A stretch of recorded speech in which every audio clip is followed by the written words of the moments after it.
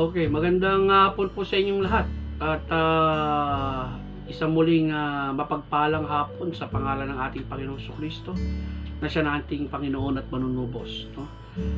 Ngayong hapon ay Father's Day pa rin. Muli bumabati po ako sa lahat ng ama sa Marikina Valley Bible Baptist Church. Happy Father's Day po at ako'y nagagalak na kabilang na ako, no, sa mga ama na nakapagpalaki na rin ng mga anak at biyaya po ito ng Panginoong Diyos.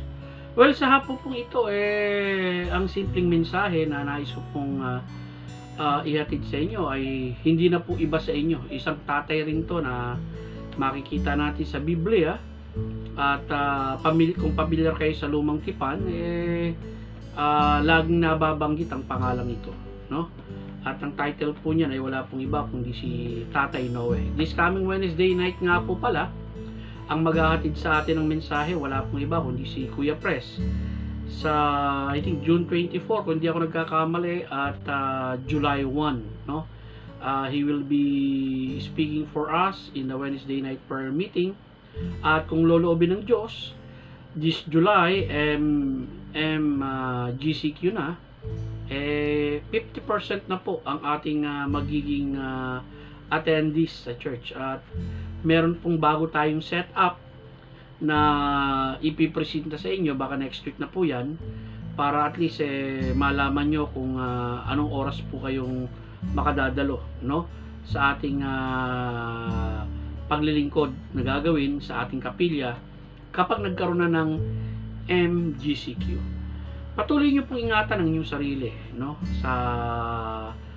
sa karamdamang kumakalat yung COVID, sang-ayon sa World Health Organization, mapanganib pa rin po itong sakit nito. So, proteksyonan po natin ang ating mga sarili at patuloy po tayong mag-ingat, manalangin, at samang-samang gumawa ng paraan upang maprotektahan din natin ang ibang tao. Well, kagaya po ng sinabi ko, yung mensahe ko pong ihahatid sa inyo ay hinango sa Hebrews 11 verse 7, no? At iba pang mga talata. Ang title nga po pala nito, si Tatay Noe.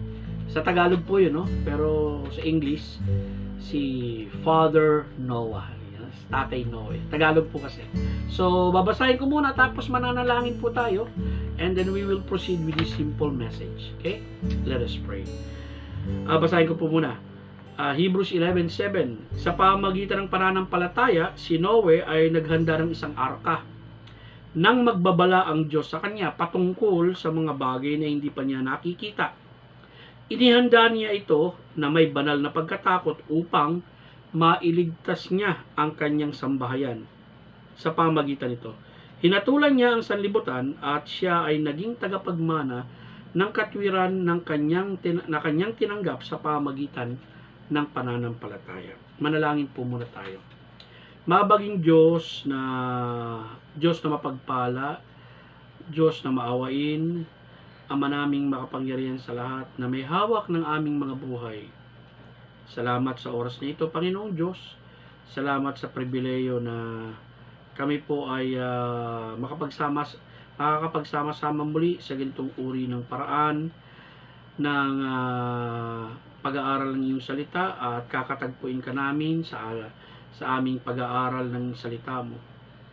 Sa hapon po ito, patuloy na ipinapanalangin ko ang Marikina Valley Bible Baptist Church at ang mga pamilya, ang mga ama ng tahanan, ang mga magulang, mga anak, mga ina ng tahanan, ikaw patuloy na mag-ingat sa kanila, magbigay patuloy ng kalakasan at kagalingan sa anumang nararamdaman nilang sakit sa kanilang mga katawan. At patuloy namin ipinapanalangin yung mga kapatiran din namin, Panginoon, na sa mga oras nito ay nasa ospital at nagtataglay ng karamdaman.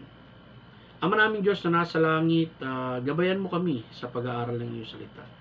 Nais namin makita at masalamin sa mga katotohanan ng salita mo ang pagiging magandang ehemplo ni Tatay Noe sa kanyang mga anak, sa kanyang mga taong nakapaligid sa kanya at maging sa kanyang asawa.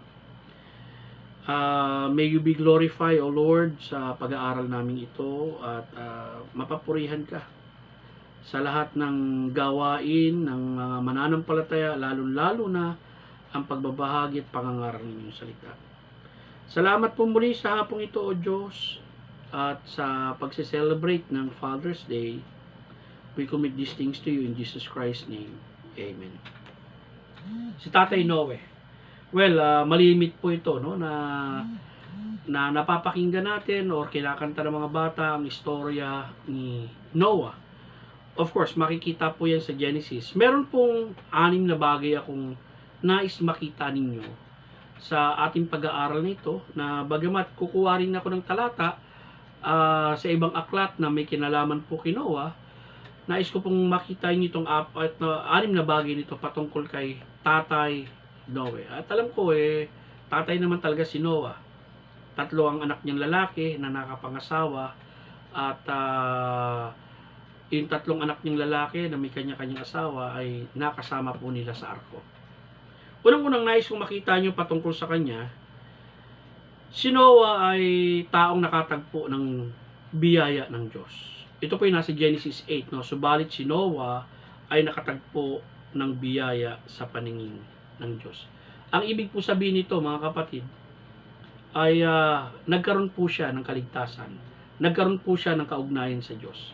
Ang Diyos ang nag-initiate ng pagkakaroon ng relasyon kay Noah. Dahil ang Diyos naman po talaga ang laging nauuna. Dito nga po makikita natin sa Hebrews chapter 11, kung ito'y babalikan natin, at siya'y naging tagapagmana ng katwiran na kanyang tinanggap sa pamagitan ng pananampalataya. So of course, no, dahil sa biyaya ng Diyos, nagkaroon siya ng kaugnayan, nanalig siya sa biyayang yan, at nagmana po siya nung tinatawag nating katwiran na ipinagkaloob ng Diyos. Mahalaga po itong malaman natin, no? Kasi dito po nagsisimula yung mahalagang kaugnayan ng isang tao sa Diyos. At sana, at ang panalangin ko, ikaw na ama o ikaw na nakikinig ng salita ko sa hapong ito, dapat mong malaman na ang Diyos ang siyang gumawa ng paraan para abutin ka sa kalagayan mo bilang isang makasalanan. Ito ay nang sinugo niyang kanyang bugtong na anak na si Jesucristo, na siyang namatay, inilibing at nabuhay na muli, upang ang isang makasalanang tao ay magkaroon ng kaligtasan. Kinakailangan makita niya ang kanyang sarili na siya ay makasalanan, magsisi sa kasalanan ito, at tanggapin ang biyaya ng Diyos, ang alok na kaligtasan ng Diyos sa pamagitan ng kanyang bugtong na anak na si Jesus. Si Noah nagkaroon ng pagkilala sa Diyos sapagkat nakasumpong siya o nakatagpo siya ng biyaya sa paningin ng Diyos. Lumang tipan pa lamang, mga kapatid, ang tao ay naliligtas na sa pamagitan ng biyaya. No, iba-iba nga lang ang expression ng tinatawag nating mabuting gawa ng tao sa lumang tipan. Pero ang kaligtasan ay sa pamagitan ng pananampalataya. Ito ay dahil sa biyaya na ipinagkakaloob ng Diyos sa isang tao. Dito po nagsimula ang buhay ni Noah. Si Tatay Noah ay nakatagpo ng biyaya sa paningin ng Diyos. Ikaw, kaibigan, nasumpungan mo na ba? At nagkaroon ka na ba ng buhay na kaugnayan sa Diyos sa pamagitan ng kanyang bugtong na anak na walang iba kundi si Jesucristo? Marami po tayo sa ating kapanahunan na ipinahayag ang Panginoon na katotohanan na mapalad tayo, lalo-lalo na sa ating kapanahunan na pumunta ka lang sa bookstore, makakakuha ka ng Bible, mababasa mo ang salita ng Diyos. Pero nung kapanahunan nila, hindi po ganun. Bagkus, madilim ang panahon na kung saan si Noah ay nabuhay. Tuloy po tayo. Makikita natin sa pangalawang bagay na pagkatapos nating makita yung katotohanan ng si Noah ay nakatagpo ng biyaya ng Diyos. Pangalawang punto, si Tatay Noe ay natakot sa babala ng Diyos. Dito makikita natin, no, kinakausap ng Diyos si Noe. Dahil may kaugnayan siya sa Diyos, dahil may relasyon siya sa Diyos, meron po siyang komunikasyon sa Diyos. At dito, ang Diyos ay nagbigay ng babala sa kanya. At dito ay nasindak siya doon sa ibinigay na babala ng Diyos. Basahin natin sa Hebrews 11:7. Sa pamagitan ng pananampalataya, si Noe naghanda ng isang arka nang magbabala ang Diyos sa kanya patungkol sa mga bagay na hindi pa niya nakikita. Inihanda niya ito na may banal na pagkatakot upang mailigtas ang kanyang sambahayan. Alam niyo po, tinanggap ni Noah na may malaking pagpipitagan at respeto, no, o yung tinatawag nating reverential fear, pagkatakot, yung mensahe ng Diyos sa kanya, yung sinabi ng Diyos sa kanya, yung babala ng Diyos sa kanya, sa isang bagay na hindi pa niya nakikita. At dito siyang naging dahilan ng kanyang pagkilos. Ano ba yung bagay na hindi pa niya nakikita? Well, yung bagay na sinasabi sa Biblia na hindi pa niya nakikita, yung tinatawag nating pag-ulan at pagkakaroon ng bagyo, no?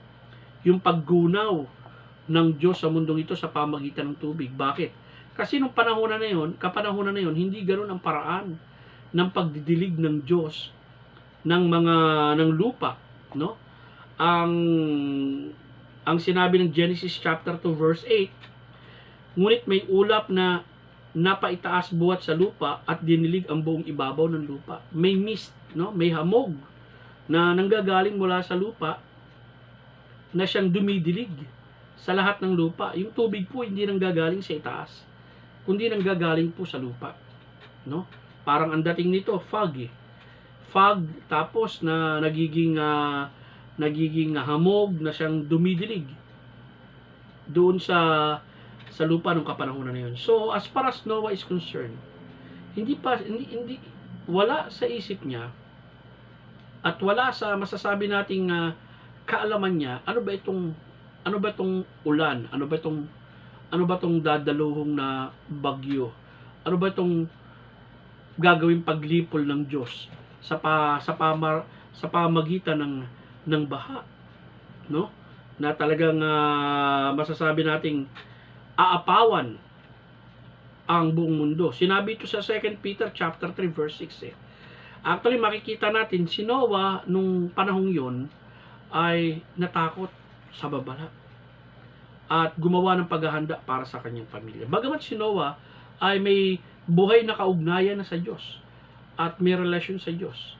At ang masasabi natin kung sa termino sa ating kapanahunan, nakatitiyak si Noah ng kaligtasang espiritual sa harapan ng Diyos dahil anak siya ng Diyos. Pero yung physical na kaligtasan nung kapanahunan na yun, sapagkat nga dadaluhong yung tinatawag nating kasindak-sindak na bagyo o kasindak-sindak na pagbuhos ng ulan, kinakailangan masalba yung kanyang mga mahal sa buhay, maging siya doon sa dilubyong darating. Sa ating kapanahunan, mga kapatid, may babala din ng Diyos na dapat magdulot ito ng takot sa atin at paghahanda. Dahil mangyayari ito, dahil ginawa na ng Diyos yung una, ito yung pangalawang paggunaw na gagawin ng Diyos sa sangkatauhan at sa mundong ito. Ikalawang Pedro 3:6. Nang sa pamagitan din itong ang sanlibutan noon ay inapawan ng tubig at ay napahamak, no?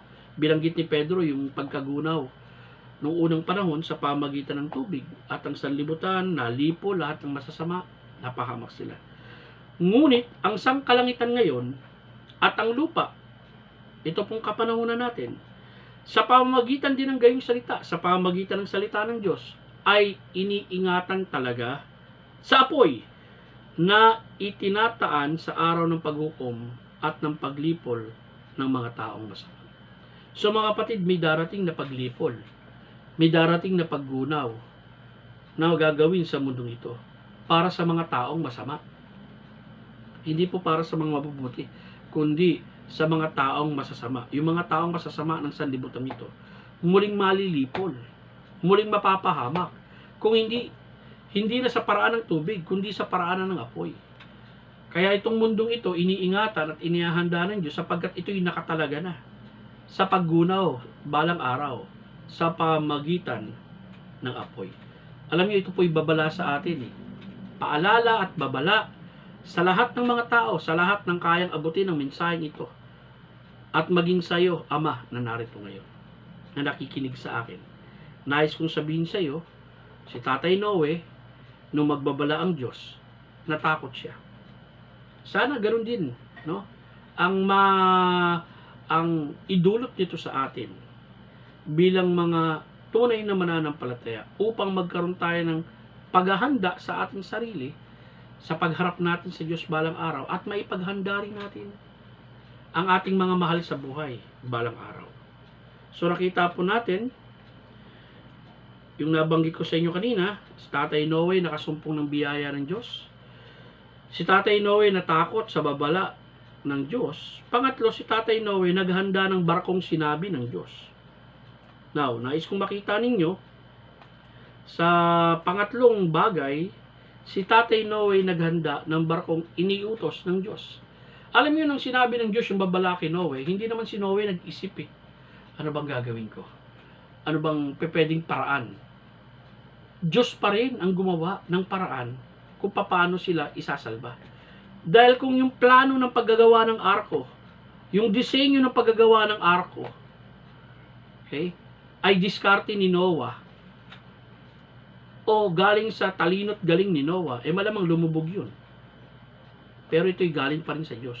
Yung sukat, yung haba, yung taas, yung may isang pintuan lamang at may isang bintana lamang, ito'y galing na impormasyon sa Diyos. Sabi sa Hebrews 11:7, sa pamagitan ng pananampalataya, si Noe naghanda ng isang arka o ng isang barko.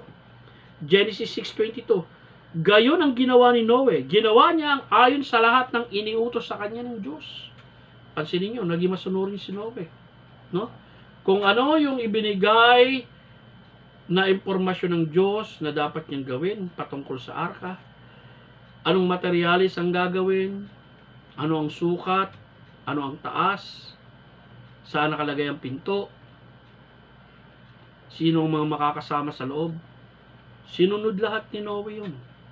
Yung impormasyon na yun. Alam nyo, ganun din sa kaligtasan Sa usaping may kinalaman sa kaligtasan, hindi ang tao ang gumagawa ng sarili niyang paraan para maligtas siya. Diyos pa rin ang magpo-provide o nag-provide ng paraan ng kaligtasan sa atin.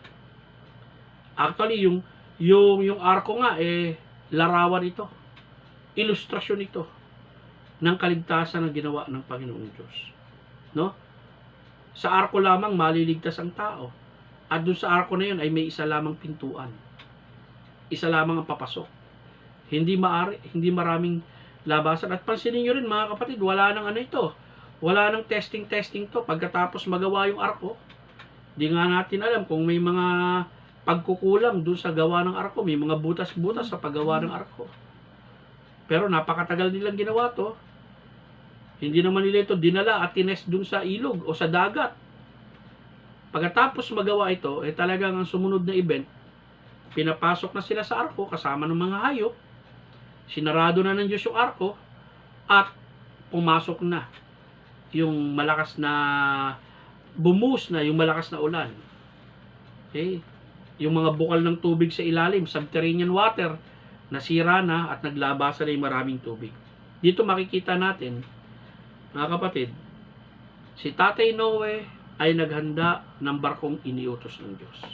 Yes, may pananampalataya siya. Yes, nakatanggap siya ng biyaya sa Diyos. Yes, may malaki siyang pagpipitagan.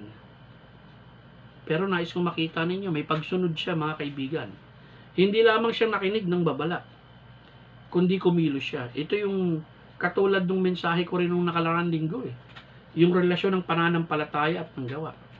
Ang tunay na pananampalataya at buhay na pananampalataya, kumikilos, gumagawa. Pero kaya ka kumikilos, gumagawa, at sumusunod ka sa instruction ng Diyos dahil may naunang nangyari sa iyo. Ano yun? Yung nakasumpong ka ng biyaya ng Diyos. Yung nagkaroon ka ng pananampalataya sa buhay ng Diyos.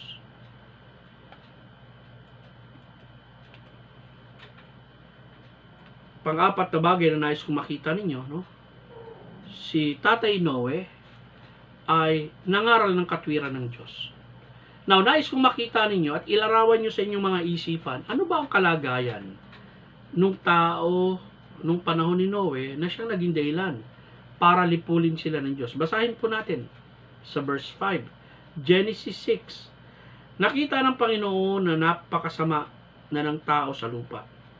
At ang bawat haka ng mga pag-iisip ng kanyang puso ay palagi na lamang masama.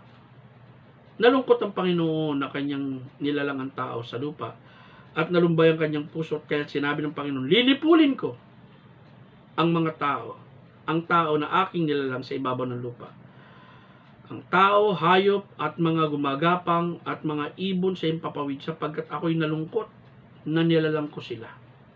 So dito makikita natin, no, bumuhos yung banal na galit ng Diyos sa kasalanan ng tao na siyang magiging sanhi ng kanyang paglipol.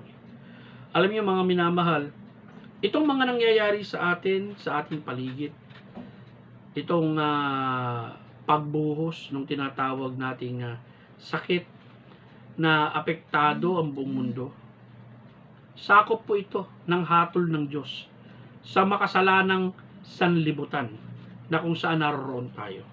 Ipinakikita lamang ng Diyos na makapangyarihan siya, na kontrol niya ang lahat ng bagay dito sa mundo at kaya niyang hatulan hindi lamang isang bansa, kundi lahat ng bansa sa buong mundo ng anumang uri ng sakit, peste, o kalamidad. At ito'y kaya niyang gawin dahil na rin sa kasalanan ng tao. Kailangan ng tao ngayon magsisi, humingi ng tawad sa Diyos. Kailangan ng mga simbahan ngayon magsisi, humingi ng tawad sa Diyos. Dahil maging ang mga simbahan ngayon o ang mga pananampalataya ngayon mukhang malamig sa kanilang pananalig sa Diyos. Bagkus ang mga simbahan ngayon ay wala nang pinagkaiba sa takbo ng sanlibutan. Kaya maging ang mga mananampalataya, tayong mga mananampalataya, sakop ng hatol na ito ng Diyos. Kinakailangan magsisi sa Diyos kung tayo may pagkukulang sa Kanya. Kung tayo may mga nagawa na dapat ginagawa natin bilang mga tunay na mananampalataya. At hindi tayo nakikihalubilo or nagiging bahagi na wala na tayong pinagkaiba sa sanlibutan. At yung tunay at tamang pangangaral ng mensahe ng salita ng Diyos, kinalilimutan na natin. Mga kaibigan, ganun ang kalagayan ng mga tao noong panahon, nagugunawin ng Diyos ang mundo. Pero nais kong makita nyo, sabi ng Biblia, sa pamagitan ng pananampalataya si Noe, naghanda ng isang arka ng magbabala ang Diyos sa kanya patungkol sa mga bagay na hindi pa niya nakikita. Inihanda niya ito na may banal na pagkatakot upang mailigtas niya ang kanyang sambahayan. Sa pamagitan nito, hinatulan niya ang sanlibutan. Anong ibig sabihin nito sa pamagitan nito, hinatulan niya ang sanlibutan? Unang-una, sa paanong paraan hinatulan niya ang sanlibutan? Nais kong makita ninyo na hinatulan niya ang sanlibutan dahil yung uri ng pamumuhay na ipinamuhay ni Noe ay salungat, no, sa mga taong nabubuhay nung kapanahonan na yun. At hindi lamang yan, sa loob ng 120 taon, si Noe ay naging mangangaral ng katwiran. Ikalawang Pedro Kapitulo 2, talatang 5. Kung paano ang matandang daigdig ay hindi niya pinatawad, bagamat iniligtas si Noe na tagapangaral ng katwiran. Pansinin nyo, no? Kasama ng 7 iba pa noong, kasama pa ng 7 iba pa noong ang daigdig ng masasamang tao ay dinalhan ng baha. So si Noe ay napapaligiran, maging ang kanyang pamilya, ng mga masasamang tao. Iniligtas ng Diyos yung pamilya ni Noah. Si Noah na tagapangaral ng katwiran. Ang kagandahan dito mga kapatid, no? Yung sakop ng impluwensya ni Noah. Nasakop ng impluwensya ni Noah yung kanyang asawa, 3 anak niya, lalaki, at yung mga asawa ng 3 anak niya. Nakasama sila sa ginawang pagliligtas ng Panginoong Diyos. At ang makikita natin dito, sa anong paraan nahatulan ni Noah ang sanlibutan? Sa pamagitan ng pagpapakita ng kanyang katwiran, tamang pamumuhay. At hindi lamang sa pamagitan ng kanyang pangangaral, sapagkat ang kanyang buhay ay sumasalungat, kumukontra doon sa pamumuhay ng mga tao nung kapanahonan na yun. Basahin natin, Genesis 6:9. Sabi nito, ito ang mga lahi ni Noe. Si Noe ay lalaking matuwid at sakdal. Noong kapanahonan niya, si Noe ay lumalakad na kasama ng Diyos. So nakita natin, nakasumpong siya ng biyaya, matuwid siya at sakdal. Noong kapanahonan niya, si Noe lumalakad na kasama ng Diyos, na kung saan doon nung kapanahonan na yon, alam natin napakasama ng panahon. At in spite of that, no, alam natin nagawa ni Noe na mangaral ng katwiran sa mga tao nung kapanahon na yun. Sinabi nito, iniligtas si Noe na tagapangaral ng katwiran. Maari, habang ginagawa nila yung arko, ito'y patotoo na merong darating paghatol ng Diyos, na kapag ang tao ay hindi sumama o wala sa arko, siya ay mapapahamak. Na maari, sinasabi ni Noah na siya ay kinausap ng Diyos at nais niyang magkaroon ng kaligtasan ng tao, yung mga sasama sa arko. Pero walang duminig sa kanya. No? Alam niyo, ito yung nagpapakita sa atin, mga kapatid. Huwag kang ma-discourage mangaral. Bakit? Kasi ang Diyos ang magliligtas eh. Nung kapanahonan nga ni Noah, almost 120 years marahil siyang nangaral ng katwiran. And yet ang nag-respond lang, yung asawa niya, 3 niyang anak, at yung asawa ng 3 niyang anak. Yun ang makikita natin dito. Pero si Noah ay naging matapat sa pangangaral pa rin ng salita ng Diyos. Si Tatay Noah ay nangaral ng katwiran. Ama, I hope hindi ka maubusan ng pangangaral ng katwiran sa iyong pamilya. Maging sa taong mga nakapaligid sa iyo. Tandaan mo, paparating na ang hatol ng Diyos. Hindi natin alam kung kailan to biglang darating sa mga tao. Ang mahalaga, hindi tayo magkulang sa pagbabahagi ng katotohanan ng daan ng kaligtasan sa kanila. Ito'y sa pamagitan ng ating Panginoong Hesukristo. Tuloy po tayo, mga kapatid. Ikalima, si Tatay Noe ay bukod sa nangalan ng katwiran,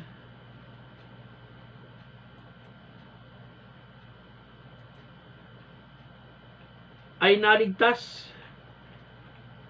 kasama ang kanyang sambahayan. Ayan, sabi nito, si Tatay Noe at pamilya niya ay naligtas sa kahatulan ng Diyos. Si Tatay Noe at pamilya niya ay naligtas sa kahatulan ng Diyos. Itong sinabi nung Hebrews 11, no? Mababasa natin dito. Sa pamagitan ng pananampalataya, si Noe naghanda ng isang arka nang magbabala ang Diyos sa kanya patungkol sa mga bagay na hindi pa niya nakikita. Inihanda niya ito na may banal na pagkatakot upang mailigtas niya ang kanyang sambahayan. Ang ginamit ng Diyos, no? Para maligtas ang sambahayan ni Noe, ay of course siya. Okay? Tapos yung arko, alam naman natin yun, no? Na dahil sa banal na pagkatakot, sinunod niya yung utos ng Diyos, gumawa siya ng arko sa ikaliligtas ng kanyang pamilya. Inabot niya yung kanyang pamilya sa bagay niyan. At doon sa binasa natin kanina, sa 2 Pedro, nakita natin doon na kung paano ang matandang daigdig ay hindi niya pinatawad, bagamat inligtas ni Noe na tagapangaral ng katwiran kasama ang 7 pang iba noong daigdig ng masasamang tao ay dinalhan ng baha. So 2 Peter 2:5, iniligtas ng Panginoong Diyos ang 7 iba pa. Ito yung asawa, 3 anak na lalaki at ang kalaki ng mga asawa. Genesis 7:1, sinabi ng Panginoon kay Noe, ikaw at ang iyong buong sambahayan ay sumakay sa daong sapagkat nakita kong ikaw lamang ang matuwid sa harap ko sa lahing ito. So makikita natin, no, damay doon sa biyaya ng Diyos kay Noah yung kanyang sambahayan, yung kanyang pamilya.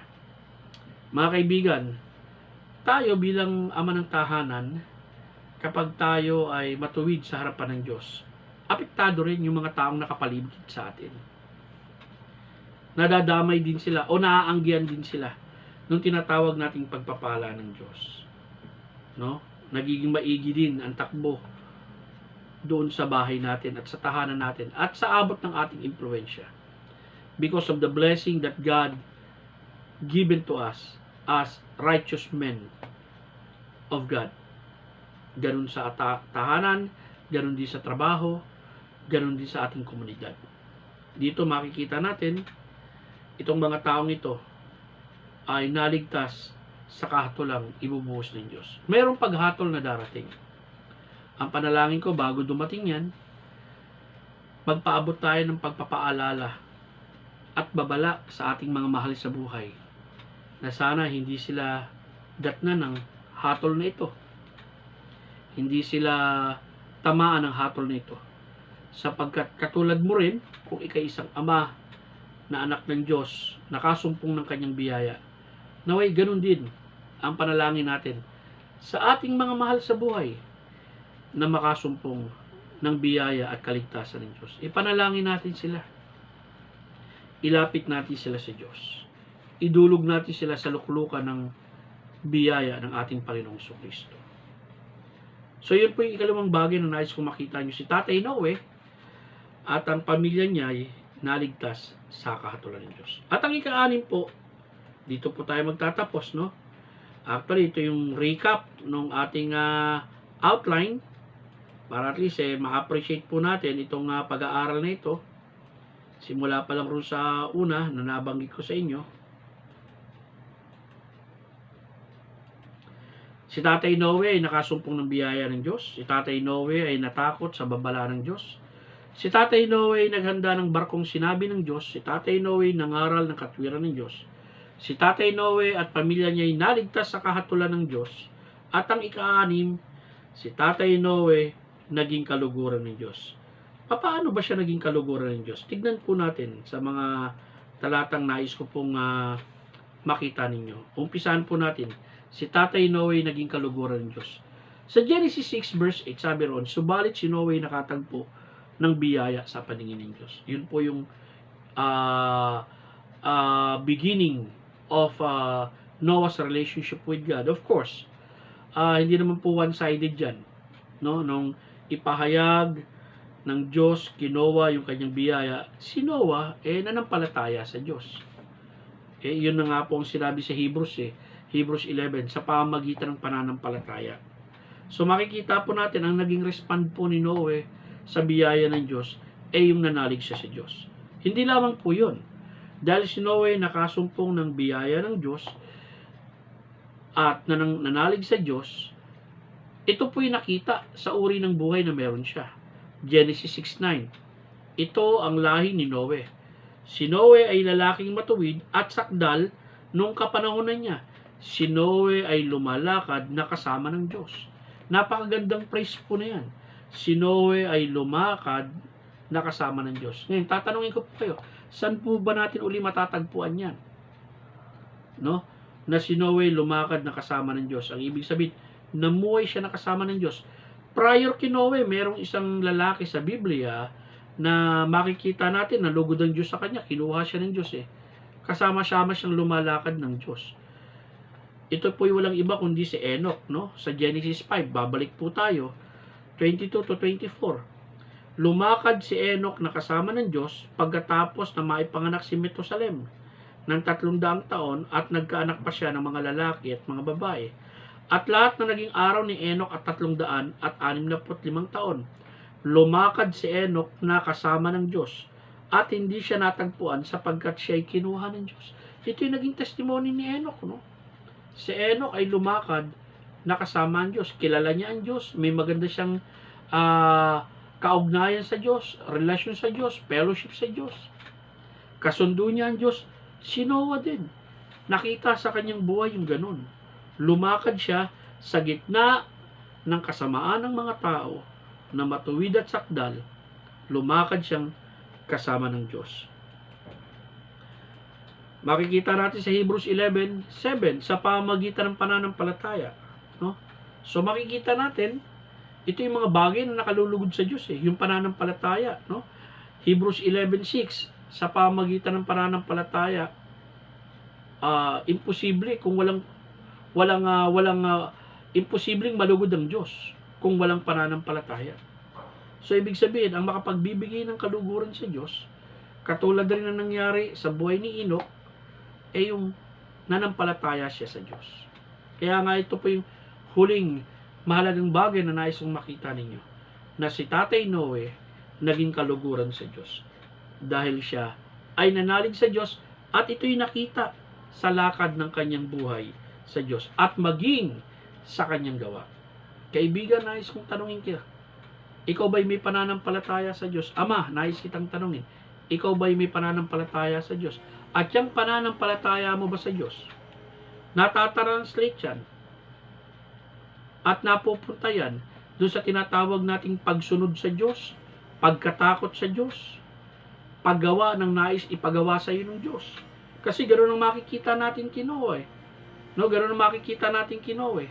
Sa pamagitan ng kanyang pananampalataya sa Diyos, talagang nagkaroon siya ng malaking pagpipitagan at pagkatakot dun sa babala ng Diyos na ibinigay sa kanya.